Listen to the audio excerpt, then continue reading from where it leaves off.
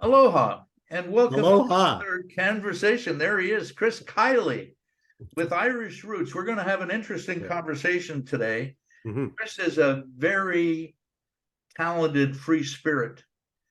Been around this industry for about 30 years. Talented at being a free spirit, for Yeah, sure. there you go. Yeah, yeah.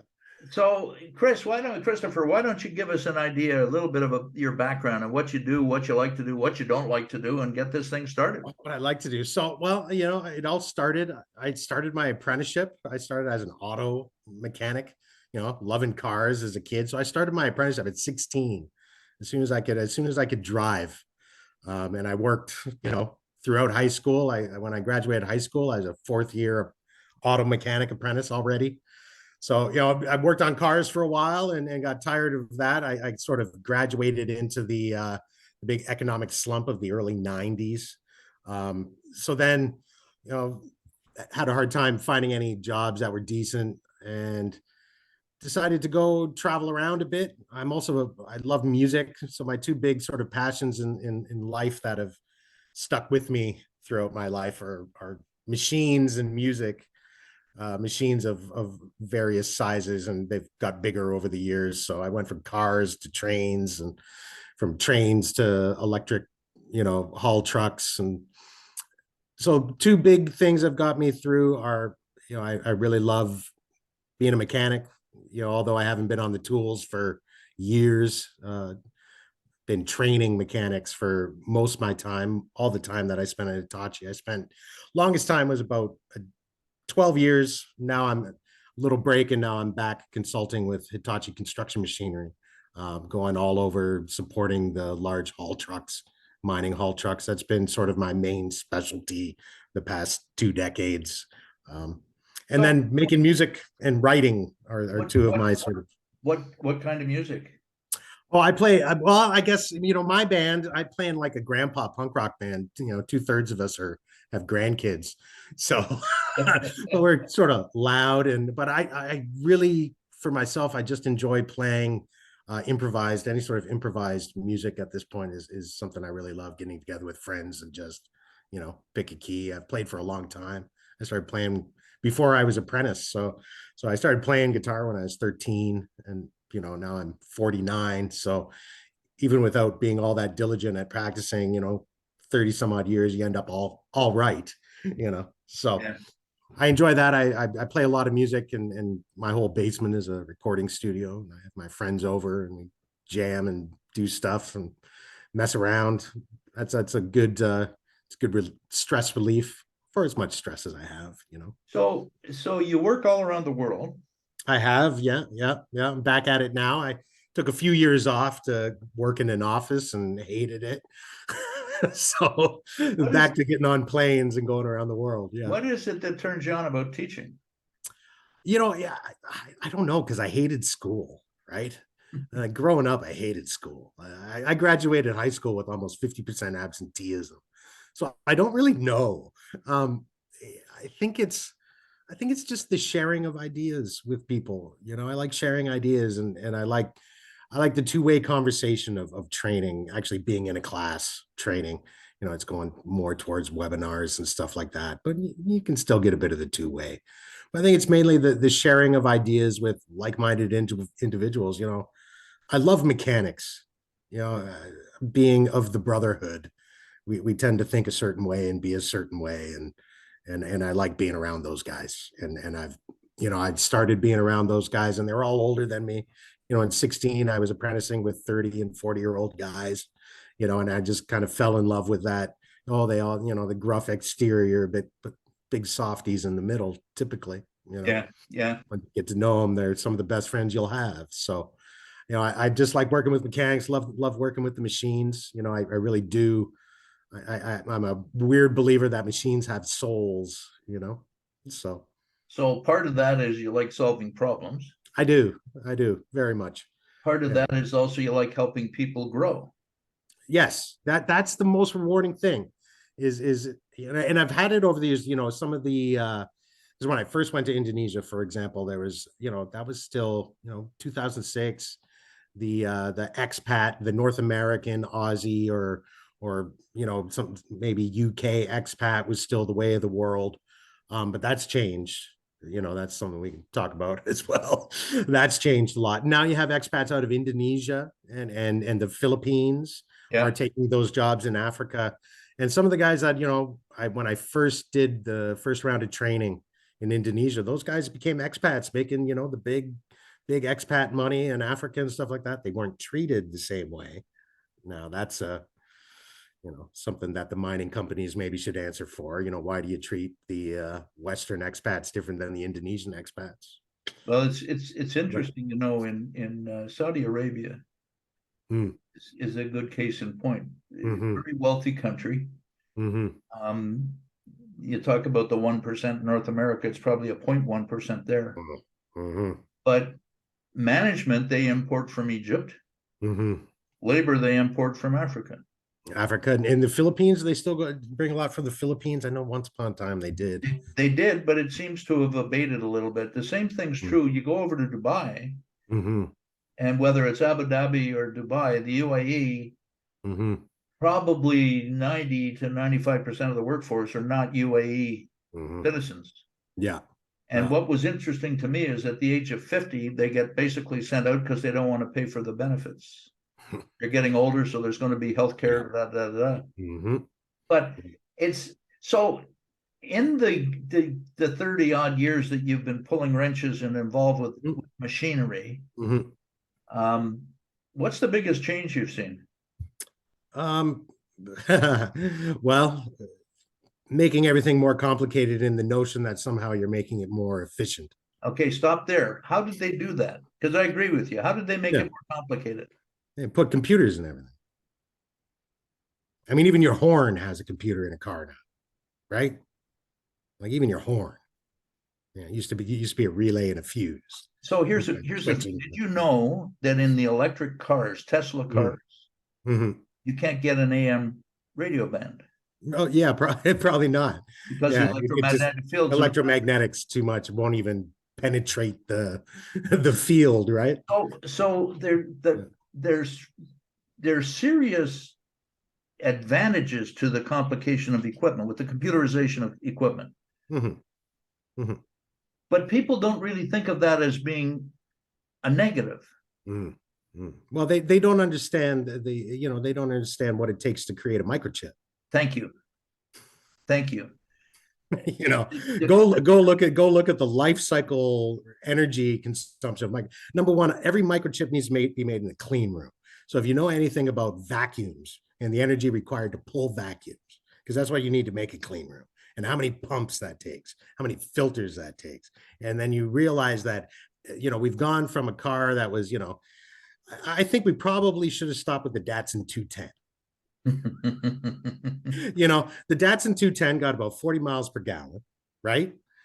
Totally repairable. You probably could have built like a decent machine shop, probably could have built most of the parts on there, right? And instead we had this notion that fuel injection and going from one coil to six coils, well, that's a lot of copper now. So what I look at from an old school mechanics point of view, because there were still cars with plugs and points when I started. The Hyundais still had plugs and points when I started, on some other, Ladas and stuff like that. Yeah, right. But and then now what you have for a car, which is essentially a very climate controlled, all electronic living room on wheels. And you want me as the mechanic that views now this very disposable product. 10 years, and it's 10 years, 200,000 kilometers. The engineering is amazing at that, of being able to cost control that and life cycle control that. And you went from repairable products to disposable products in the name of efficiency and somehow being better for the world. And We've I don't, that's to me, as somebody on the inside that's worked on this stuff for 30 years, that's the big scam that I kind of see. Yeah, we've become a throwaway society, haven't we? We throw away a lot of value. Yeah. It's interesting. There's a YouTube that you can find on Google called Mhm. augmented reality, BMW Mhm. augmented Mhm. reality, where a guy goes Mhm. up to the front of a vehicle, Mhm. the hood is up, his tool box is on the right hand side, there's a pair of goggles on the top of it, he Mhm. puts them on. Mhm. He pushes a button and that connects him to the computer. Yeah. Gives him the work order number and, Yeah. push the button again, first Mhm. step. And then he looks in and there's the picture and it shows him Loosen what this to do. bolt. Mhm. So to some Mhm. degree, we've made it easy for the consumer, Mhm. the buyer of the vehicle or the Sure. Yep. appliance or whatever it is. Yep. But underneath that, we've made it very complicated. Mhm. And we still haven't caught up with the labor rate that needs to be charged for the skills of the people to be able to do the repair and maintenance. Am I Mhm. fair in that? Yeah, well, I mean, there's less repair and maintenance to do as well. I mean, that is one thing that they have accomplished. And now, not so much on cars, because cars have this unusual thing where the dealer network is dependent on you coming in 8,000 kilometers, and changing your oil. But in industries that have demanded longer maintenance cycles, you can go 70,000 kilometers in a modern diesel engine without changing the oil. You can So go a you million could do that in miles. your car too. Yeah, you But can do a million miles before you have to do a top engine overhaul in an on-highway truck. Mhm. Yeah. That never was possible. No, no, they needed way more maintenance than that. But that's where we seem to have substituted, maintenance somehow got a bad word. It was a bad word. And maintenance free, I mean, you saw it first with the batteries, right? First they had maintenance free batteries. Well, no, they're disposable batteries, you know. And what you realized when you used to have the old lead acid batteries, that just make sure you're topping them up and keep them, and check them, and maybe you have to add some electrolyte, every few years or whatever. But those old lead acid batteries would last decades, and then they replace them with maintenance free batteries, and you realized after about 5 years, 7 max, the thing dies on you, and then what do? You just Interesting thing about batteries. I'm kind of happy you brought battery up. In the equipment world, Mhm. does a battery wear out or does it break? Well, they tend to short out in the equipment world, or depending on where they are, what you see is a lot of charging issues. They overheat. That's the real. What's the failure? They overheated. Yeah, You know. so the high ampere ratings that we have in a lot of batteries, Mhm. it's for show, and yeah, they'll Mhm. last 5 to 10 years. This is fantastic, but Mhm. you look inside a tractor or a wheel loader or an excavator, the battery that they got in there in all likelihood is cracked. Mhm. Yeah, yeah. That's why I said a lot of them short out. They get damaged. They can't take the vibrations, and this is So, why I'm very skeptical about putting large drivetrain batteries into any sort of haul truck. I'm just well, explore that. Take it out to the extension. Volvo, as an example, has announced they're going to completely electrify all their equipment. Mm-hmm. Mm-hmm. What does that do to the dealer? Yeah, yeah. It kills them, doesn't it? There's no value. Well, it puts a lot of pressure on a I mean, sort of a system that doesn't even exist, right? Go look at what you're paying for your home hydro, what we call hydro, and your electricity. We call it hydro here because much of it is used to be Hydropower. hydro powered, which Yeah. isn't even true anymore. But you look at what you're paying for your electricity. And then imagine, I mean, what they've already done to on-highway trucks is they've basically made it impossible. You're going to have to, on-highway trucks are going to have to be hydrogen or electric by the end of the decade. Okay, well, they're going to be buying the same power that you need to run your dishwasher and to run your stove. There's no secondary grid that these things are going Yep. to plug into. Yep. So if you think you're going to have a bunch of, first you're going to put the on highway trucks, and all of the trucks that are now delivering our food are all going to start charging overnight on our grid. Where are the prices going to go? How are we even going to provide that? It's all getting a little cart before horse to this old mechanic. It's not just the old mechanics, it's to the skeptic and the cynic like I am. Mhm. In California recently, they said that all of the electrification, the solar, et cetera, power that we have in homes, Mhm. Tesla has a battery. Tesla's just walked away from that, by the way. But Mhm. we're going to be able to pull that down at night when you don't need it. We're going to pull that back into the grid. Well, where are you going to store it? Yeah, in what? Right? So if we take that extension Mm. on electrification and say that the dealer's going to get killed, Mm. Ford a couple of weeks ago announced that they were going to have a different contract for their electric vehicles. Hmm. And the dealer is not allowed to modify the price or they'd be canceled. Hmm. And the dealer is not allowed to carry any inventory. It'll be shipped directly from the factory. I think that is going to be the way of the future for most vehicles. I think that the day of walking into the dealer and perusing in any dealer, whether it's on highway trucks, equipment, cars, Motorcycles, everything. it's over. You're not going to have the ability. You're going to purchase it mainly online. So the distribution channel that starts with a mineral in a mine, Mm-hmm. ends with the product being thrown away, finally completely spent, maybe, Mm-hmm. is Mm-hmm. going to be shrunk again.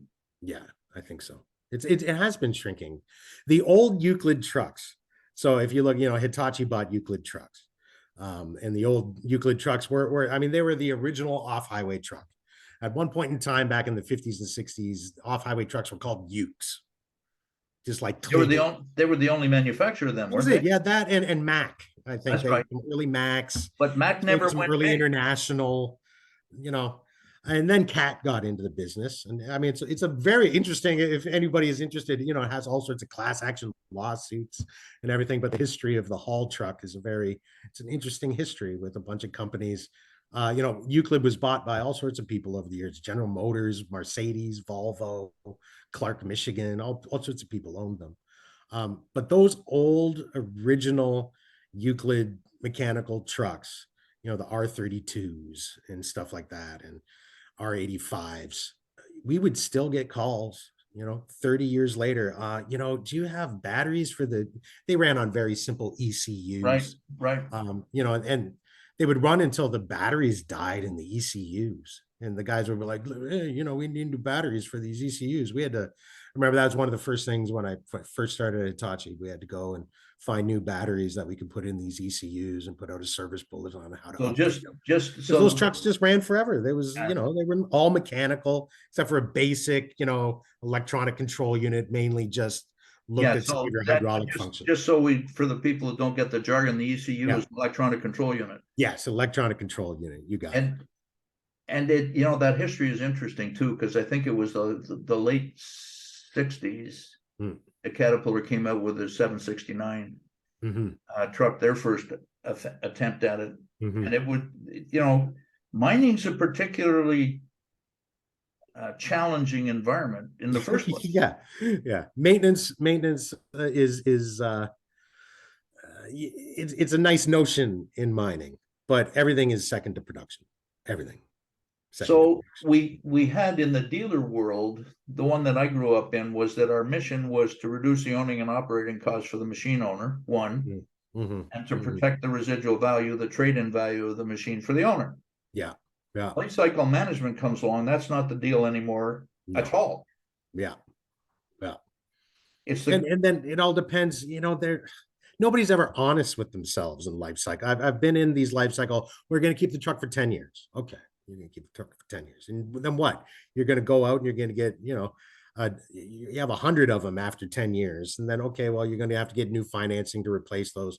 Well, we'll keep these ones going for another 5, and then it's another 5 after that, and then you're at where I was just at mine in Indonesia, and it's like, well, we're going to rebuild these and get another 10 years out of them. So you're looking 20-year, really is what a lot of the life cycle can be on these products if you want it to be, but it's becoming more difficult to extend the life of the high tech trucks, because Siemens doesn't really support the drive system anymore. correct. Correct. So, we could, but it gets harder to rebuild the trucks that are the high tech trucks, because, well, we don't have that anymore. That's been superseded by now we're on AC3 instead of AC2, and you can't get those parts. And but think about what you're saying when you're talking a mining truck going out to 20 years. You're looking at 6,000 hours a year. Yeah, you're looking at north of 100,000 hours for a piece of capital equipment. Yeah, that's almost miraculous. It's like walking across the river. Well, the old Euclids, we saw some 500,000 hours in Africa and stuff. I've been to China where they had old R170s, which is some of the original GE trucks, which a lot of that. So like I said about the drive systems, the old DC drive systems, you could build most of that stuff locally. It was just contactors and resistors and stuff. There wasn't IGBTs and all these very fancy inverter switches and stuff in the DC trucks. So the Chinese could keep those DC trucks running with almost like no help from us. I'd go there and I'd be like, how old are these trucks? Like, and they had jerry rigged a bunch of stuff together, keep them running. And, they were swapping in will fit parts on the drive system that they had created and reverse engineered locally and stuff. And that level of technology was maintainable and repairable almost until the frame just, rotted right out on you. I call that the bubble gum and Band-Aid. We don't do that Mhm. here. We'll Mm, we'll sell it yeah. somewhere else and they'll keep that sucker going Yeah. another 10, 20 Yeah. Yeah. years. Yeah, you see that a lot. I always laugh. I have some, on LinkedIn and stuff. A lot of the African guys, African mechanics and Indonesian mechanics, and a lot of these trucks, they'll take picture of the guy in the Congo in front of this truck. It says Arnold Machinery on it. Well, Arnold Machinery is a dealer, and Utah.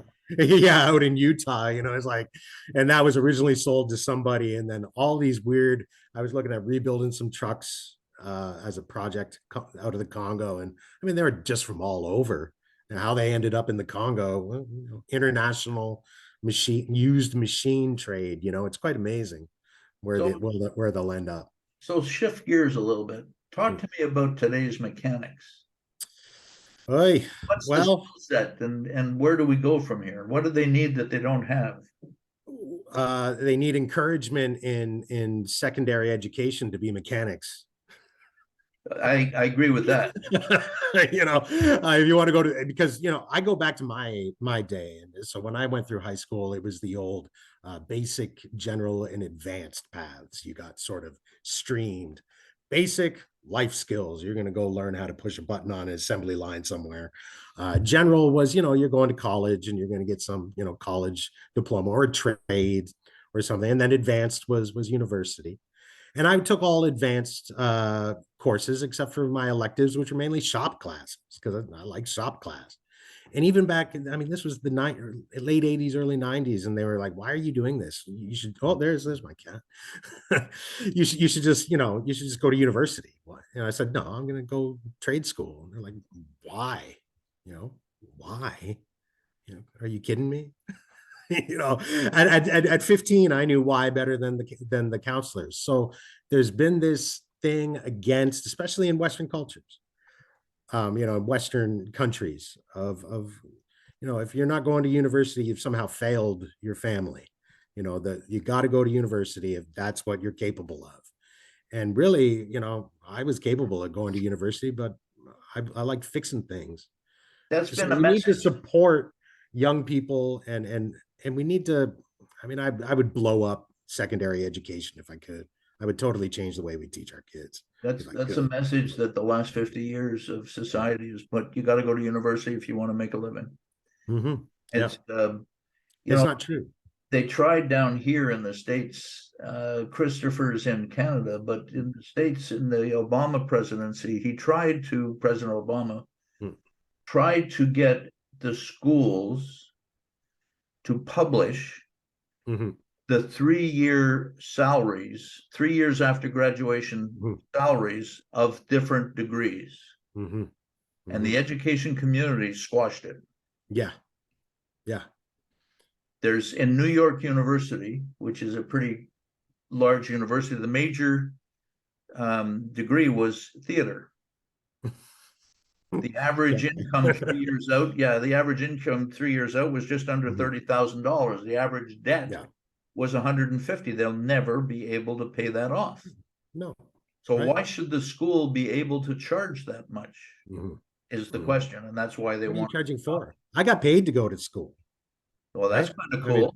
I'd worked enough. I'd worked every day after school from, time I was 16. Like I said, that was basically grade 11. So grade 11, 12, 13. I worked every day after school, full time in the summers. I worked Saturdays, 9 hours on Saturday. So by the time when it was time to go to school, I just went on unemployment. I mean, I didn't even know because I was just a kid and I was just going to go to school. And then I go there and I realize I'm in this trades program with a bunch of people that are there on, government retraining programs and all this stuff. And okay, I just needed my schooling. And then one of the first weeks, the guy comes in and he shows you how to fill out your unemployment card. And I'm like, hold on, what? You mean I'm going to get paid? Like, my parents are paying my rent, right? Because my parents paid for my sister to go to school. So they paid for, part of my trade school. So for me, I came out, I was making money to go to trade school. Should every child that's going to school at some age, should the day be split between school and work? I think, I think there should be less sitting in one spot getting lectured to, right? That I hated school for that. I was not a good student. I can look back on all my report cards. If Christopher just applied himself, well, I'm applying myself to other stuff. Like, I'm not interested in what you want me to apply myself to. And I don't think we allow for a variety of learning styles, a variety of interests, a variety of just natural skill sets to exist in our education system. And we need to. And they give it lip service here. You see it now, especially because there's a huge shortage, of course, and the industry is starting to worry about it. Maybe industry's getting with it, but industry hasn't done themselves any favors in getting mechanics either. Let's be honest. And go further. It's not just mechanics; it's healthcare workers. It's all these. It's all everywhere. Yeah, skilled. I call it skilled trades, and whether you're a nurse is still it's a trade. You vie for and go make your living as a nurse. It's these are things that are important, and I think in the skilled trades they put a lot of lip service to it, especially still now. But they close all the auto shops in high schools. So while you're going, oh, there's this massive skilled trade shortage and blah blah blah, and oh my God, we'll give a bunch of Ontario government advertising trying to encourage young ladies to become welders or whatever. But is there a welding shop in their high school? Not anymore. Not anymore, right? No. So, but it's broader than that, Christopher. yeah. I went to high school between 59 and 63. While you were talking, I was trying to think about it. Mm-hmm. The boys went to trade technical school and the girls went to home economics. Home ec. Yeah. So yeah. we did. And now you don't have either. Yeah, well, they don't have either. Not only that, they don't have music. They don't have phys ed. They don't have a whole bunch of things. That's all after hours. And everybody that's involved in teaching and education knows that physical education does wonders to your mind and your capacity to learn in the hours after the event, and it declines. So the first hour after your exercise, your learning capacity is humongous. 3 hours out, it's done. You should have another half hour of exercise and get back into it again. Yeah. So, it's a tough, right? They say one thing, but then we structure things for the other, We've become an age of specialization, though, haven't we? I'm a perfect example of that. I'm highly specialized at this point, right? I'm not just a mechanic, but I'm sort of mechanic on one brand of one particular type of equipment, So, but that's worked, But that's also transferable to other brands of equipment, isn't it? For sure, it is. Yeah. I look at the case where a doctor in Boston be performing surgery on a patient in India because of satellites and technology and everything else. So that one expert, Christian Barnard, who did the first heart transplant in South Africa, he could have done that for everywhere in the world with the right equipment.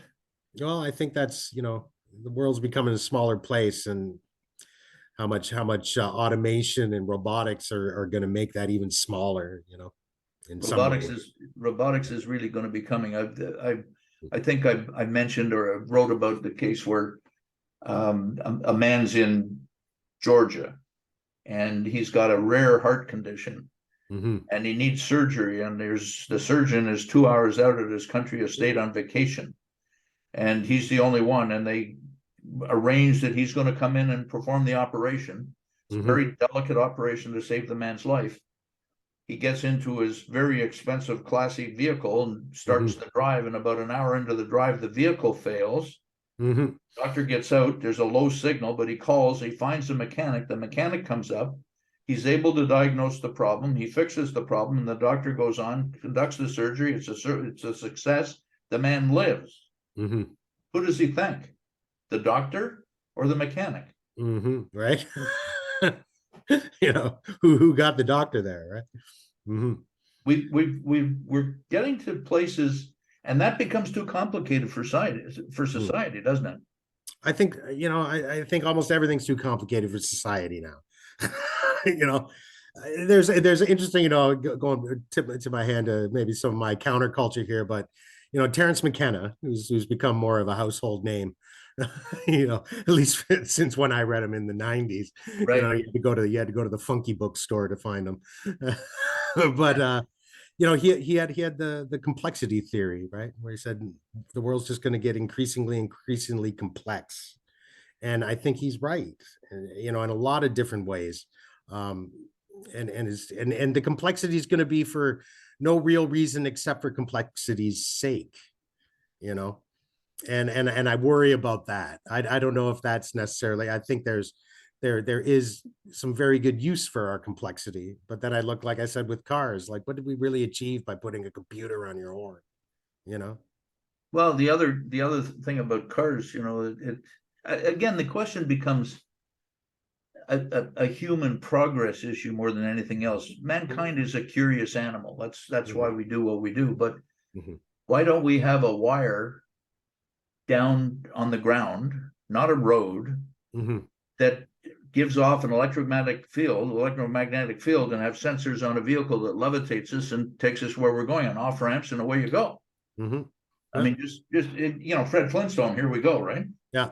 Well, people like their freedom, you know, and people don't like to be on rails, although we kind of are, but they like the illusion that we're not, you know. But perhaps that's a little bit of a mystery, freedom. You know, I always ask people, what is it that's important to you? Where does freedom rank on that? A good job. Oh, really? Why is that important? Well, get paid. And you know, it's the older you get, the less that becomes important. The purpose of life is happiness. So Buddhism kind of brings you a different place, right? We're way off track from mechanics, but that's okay. I think the environment that we're in, with the Gen Zs and Gen Xs and the alphas, what they call the people under 20 now, those folks are much more curious, much less patient. They want to learn and progress, otherwise they're gone. Yeah. They want to be engaged. I think that's one of the main things that that the corporations are going to have to do, is flatten their hierarchy to keep these kids interested. Because you're not going to be able to progress them through the companies as fast as they want to go. That's the big complaint you always hear. They want to be VP. Okay, well, get rid of the VPs. Get rid of the VPs. Now what do you want to really need VPs? I've worked for VPs. I've never needed one. I mean that. Yeah, I'm with you. You know, I've never needed a VP.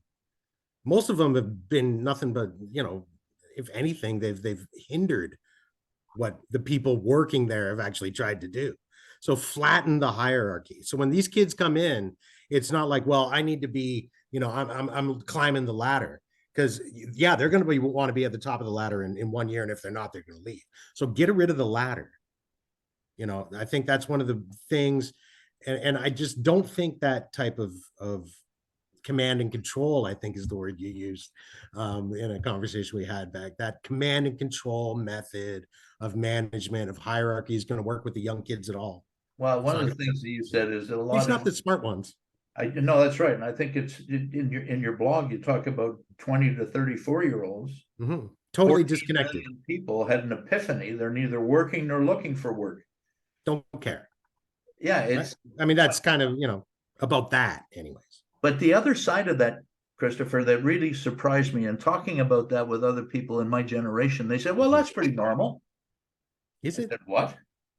That 20 to 34-year-olds aren't working? Are you crazy? Really? Where'd that come from? That's Yeah, normal. yeah. I don't think that's normal. No, I think it's very unusual. But Yeah. living at home, how much money do you need? And the welfare system, now we're getting to the point of having a guaranteed annual income. Both Canada and the US are I know. inching closer and closer. I know. Who's going to pay for that? Well, exactly. And you should really, we already have a guaranteed annual income in Ontario for the disabled. Okay, so it's called ODSP, and it's your guaranteed annual income for the most needy people in our society, the disabled. And what does that income provide you? It provides you a life of abject poverty. That's what it provides you. And if you want to make any more, well, then they're going to take your ODSP away. Yeah. So people need to understand UBI systems are already in place. And most people that are on them are at the total whim of authority that they barely even have any control or even notion of where this authority comes from. It's mainly bureaucrats. It's not even people you vote for, really. And then they're guaranteed income that barely pays their rent anymore. Okay, so that's the UBI that I see. So if you want to convince me I need to get on board the UBI, then why don't you take better care of the people that currently have UBI? And once I see us better taking care of the people that currently have UBI, because they're out there, they're the disabled, they've been on UBI for a long time. We don't call it that. We call it other things, disability pensions, whatever. They are suffering and they are having a very, very hard time not falling through the cracks because they're totally dependent on government. Yep. Go that a little bit further. It used to be called unemployment insurance. Now it's called employment insurance. And good luck getting it. Yeah. Well, there's a whistleblower at Columbia University. That blog, and I think we're putting it up tonight, but that blog that you wrote really triggered a lot of things. There's a whistleblower at Columbia University. I'm not trying to trigger anybody. No. It's well, my mind goes in weird ways anyways, but yeah. There's a whistleblower at Columbia University that has 45,000 administrators, 15,000 faculty. And then they extended it out. Like, what the heck do we need all of these administrators for? Yeah. Well, I love a guy. Now we've talked a bit. I'm a big fan. My dad, because he knew I didn't like reading a lot of the books, he got me into the beat poets way back when, mainly Kerouac, right? And Dharma Bums, he mentions, he talks about this guy, gives him a different name in the book. I can't remember, but the beat poets got me into two people that I still hold sort of very true to what I am and what I think. And one is Alan Watts. And I don't know if you know Alan Watts is he used to call him spiritual entertainer. Alan Watts. He used to give, he used to give talks on his boat out in Sausalito, just hippie talks. You can hear everybody coughing in the background while he's talking about Zen Buddhism and all this stuff. It's a beautiful part of the world too, I'll tell you. It's a beautiful part of the world. And if you haven't listened to Alan Watts, listen to Alan Watts. YouTube is full of Alan Watts, and I put him on when I'm cooking. But he was once talking, and he said, institutions are run for the benefit of the staff, period. And and when he said that, I was just like, oh my God, that's like the most succinct, just like, and he said it just matter of fact, like, I'm not even going to listen to anybody argue with me. But it's true. Institutions are run for the benefit of the staff, and mainly not the frontline staff, mainly administration staff. And that's what you see is happening to our healthcare systems, is what's happening to our universities. Most of our institutions have been corrupted from within by the own staff to do nothing but represent the staff. I mean, our bureaucrats and our governments, what we are going to do about that as a society when all of our faith in our institutions has been lost, I don't know, build new ones, I would hope, but we're so divided. It's going to be very interesting, isn't it? May you live in interesting times, right? And we do. Right. You know what that is, right? Yeah, it's a curse. That's the Chinese curse. Yeah, but I'm hopeful I'm also very hopeful just in like humanity in the end, there's the old Mr. Rogers, look for the helpers, right?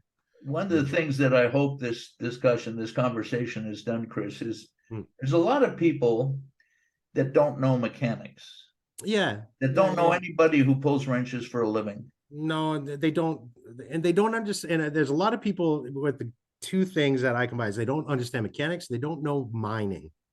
Well, they don't know where all their stuff comes from. Yeah, that's very true. But the thing that I hope that this discussion has done, if nothing else, is get everybody to think, well, wait a second.